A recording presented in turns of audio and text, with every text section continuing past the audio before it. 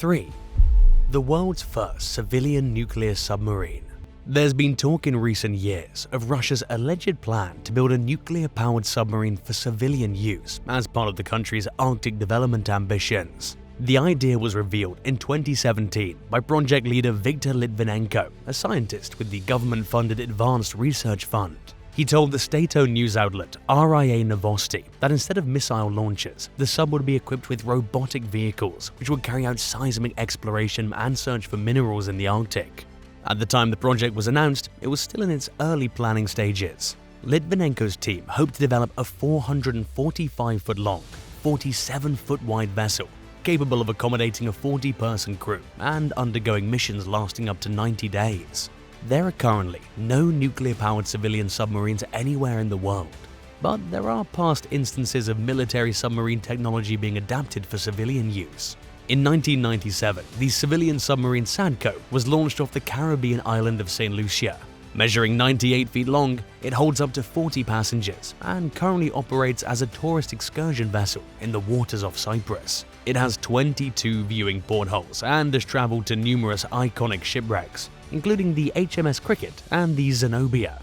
But the Sadko's main selling point to tourists is the ability to see marine life typically only visible to scuba divers. The Russian-owned sub was designed by the St. Petersburg-based Rubin Design Bureau, which had designed the vast majority of the country's Navy nuclear submarines. Rubin's first attempt at a civilian vessel came during the early 90s with the development of the Neptune, which was followed by the Sadko. The concept of a tourist submarine is certainly innovative. But with a maximum underwater period of 3 days at a time and a top speed of 3.5 miles per hour, you can't really compare the Sadko to the idea of a nuclear-powered scientific vessel that's capable of operating for months at a time in frigid and unpredictable Arctic waters. Litvinenko's proposed vehicle would be more than 4 times its size and would house a specially trained crew of experts with no room for curious sightseers. Updates have been scarce at best since news of the project broke, and while this may seem like an indicator that the idea was abandoned, it's hard to say what Russia's really up to.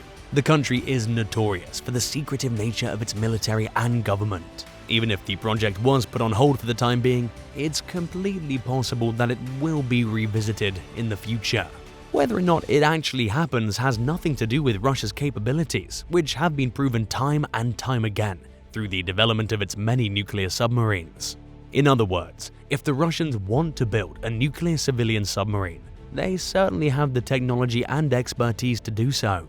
But their decision about whether to move forward with it is most likely a question of priority and funding. Russia values scientific research, but the project could have fallen on the back burner to the country's military ambitions, which seem to be Vladimir Putin's main focus at the moment. Before we continue, drop a comment below about your favorite videos on American Eye, and hit the subscribe button while you're at it. 2. Australian Cold War submarine missions. From 1978 to 1992, the Royal Australian Navy, RAN, carried out 16 top-secret submarine spy missions in the waters off Southeast Asia and the Soviet Union. These clandestine surveillance operations were kept so tightly under wraps that even some of the country's top-ranking government officials were kept in the dark about them. They were carried out using the Royal Navy's 6 Oberon-class diesel-electric-powered submarines, or OBOs, which saw extensive use throughout the Cold War. The missions focused primarily on Chinese and Soviet warships, as well as Soviet-built Indian Navy ships, according to Reveil editor John Gatfield. They also operated in the waters off Vietnam and Indonesia. In the meantime, 2 submarines were tasked with keeping an eye on Soviet ships traveling from Vladivostok to the Arabian Gulf via the Coral Sea in an effort to avoid detection. The subs lurked deep below the surface, where their crews waited for passing Soviet vessels. As part of their intelligence-gathering efforts, they followed closely behind the ships and snapped photos while being extremely careful not to crash or have their presence discovered. But these missions always came with risks, and no amount of caution could guarantee that an RAN vessel would go undetected or avoid a catastrophic collision as it came within feet of the ship it was spying on. Australia's Prime Ministers, Defence Ministers, the Chief of the Australian Defence Force, and a handful of other high-ranking defence personnel were the only people authorised to know about the surveillance activities.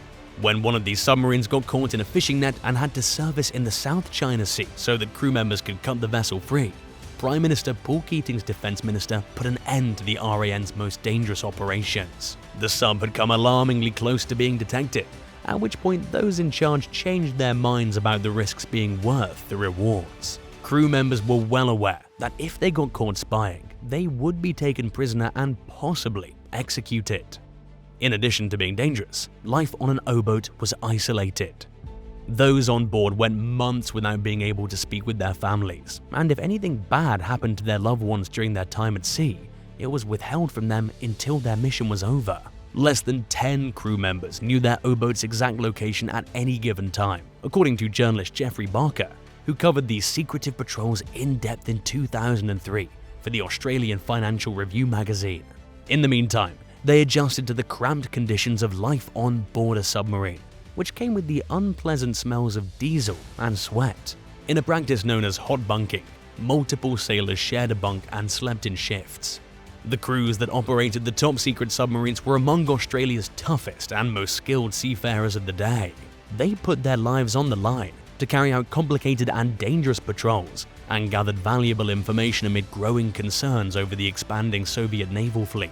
Yet the government refused to acknowledge their service as warlike and denied active service medals to veterans. It was during their attempts to achieve recognition in recent years that widespread knowledge of the highly secretive missions finally emerged. Barker described how Defense Force Chief General Peter Cosgrove was unmoved by submariners' appeals for their service to be recognized. In his response to the requests, Cosgrove said that the O-boat activities were not warlike because they didn't apply the use of force, no casualties were expected, no conventional combat operations were involved, and there was no formal declaration of war in place.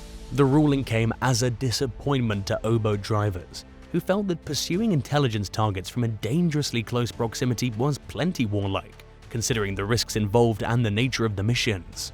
But Cosgrove remained set in his decision, leaving them with the choice to either accept the ruling or fight to change the regulations of what constitutes warlike activity, which was unlikely to happen.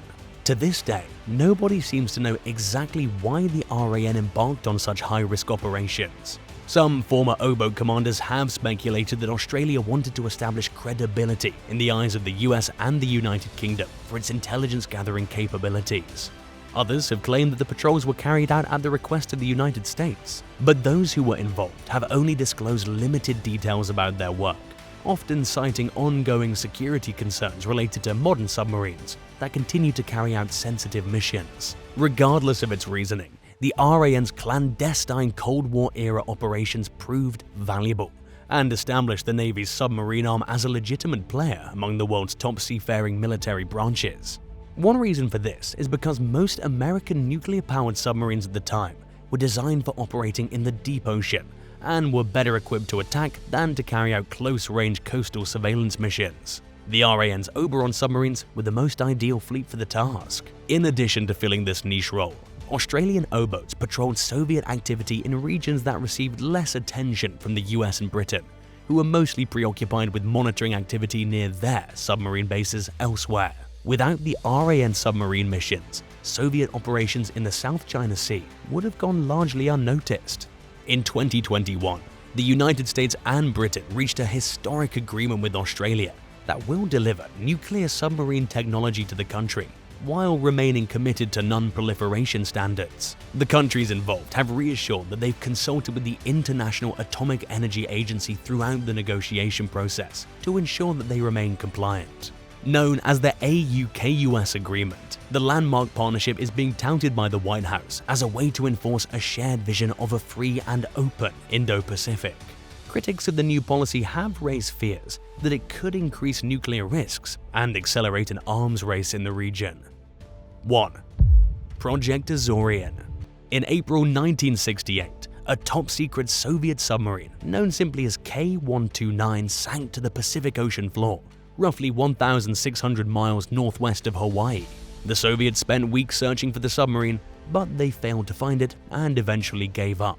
Several months after the wreck, the US Navy launched an effort to find and photograph the wreck in a mission codenamed Operation Sand Dollar.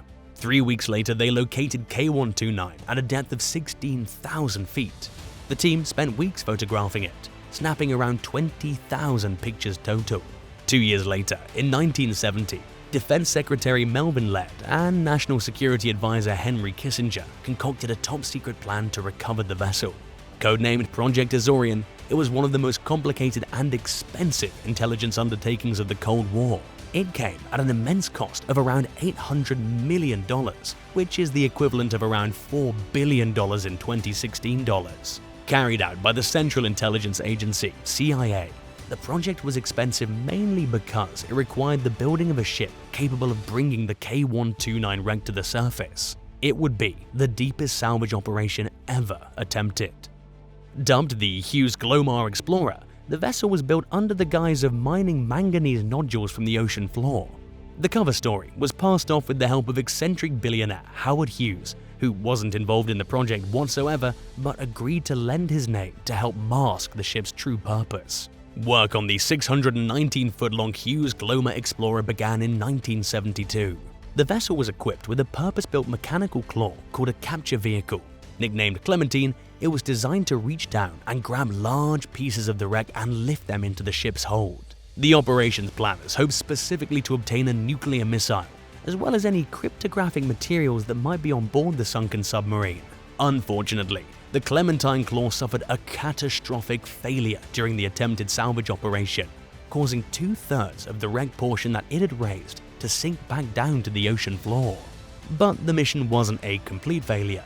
Part of the wreck was recovered, including 2 nuclear torpedoes. Some crew members later claimed that various other pieces of equipment were obtained, as well as codebooks and other documents that CIA members aboard the Hughes Glomar Explorer showed a particular interest in. The team also recovered the remains of 6 Russian service members who'd gone down with the wreck. They were given a proper burial at sea with military honors. The CIA filmed the entire salvage operation, but the footage remains classified to this day. In 1975, members of the media began to suspect that the cover story that was given to the public to cover up the mission was exactly that, a cover story. Journalist Jack Anderson broke the real story behind Projector Zorian in a Time magazine expose in 1975, despite CIA Director William Colby's plea to suppress the story. Anderson claimed that he had heard from Navy experts that K129 contained no real secrets and that it was a waste of taxpayers' dollars. Numerous other outlets published their own versions of the breaking story after Anderson's expose hit the shelves. The CIA remains secretive about the project and has refused to answer many, if not most, questions about it over the years. The agency has also denied Freedom of Information Act requests seeking documents about Projector Zorian, claiming that no such files exist. In yet another of the many twists and turns the story took, Time magazine speculated that Projector Zorian itself might have been a cover-up for a more clandestine mission. Perhaps the CIA wanted to tap underwater cables, cover up an assassination, install an underwater missile silo, or implement some sort of secretive high-tech surveillance system. Even if any of that were true, the agency remains tight-lipped, and most of what the public knows about the operation has been revealed through other sources. Engineer Joe Houston, who designed the cameras that were used to photograph K129 during Projector Zorian, shared his experience of the mission to author W. Craig Reed for the 2010 book Red November: Inside the Secret US Soviet Submarine War. Several other participants have given interviews over the years, but the exact details of what the mission recovered are unclear to this day. Thanks for watching. What did you think of all these extreme submarine missions? Tell us in the comments below and don't forget to subscribe. See you next time. Bye.